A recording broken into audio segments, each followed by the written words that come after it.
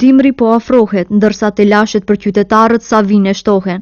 Edhe pos dëshirës së madhe dhe mundit që para se të vijë muaj më i ftohtë të sigurojnë gjërat e nevojshme në kohë, përkundrazi çmimet e larta të artikujve dhe të drunjve për ngrohje bëjnë që ata të mos jenë të gatshëm për të përballur me stinën më të ftohtë të vitit.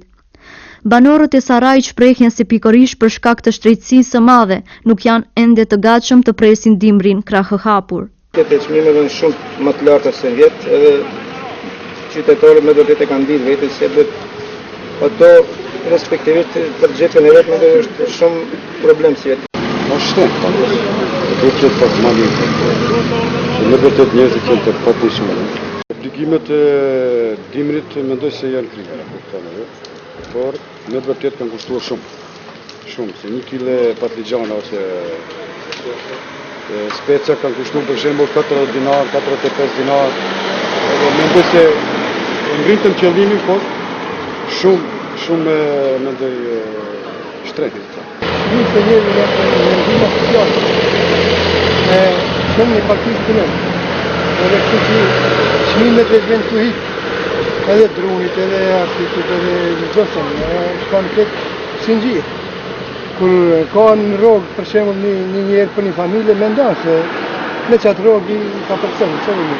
Amo kur s'ka rrogë, një ditë punon, 2 ditë punon, është katastrofë, me duhet e katastrofë. Për shkak të çmimeve të larta, shumë familje në vend të rrymës kanë zgjedhur drurin për të ngrohur.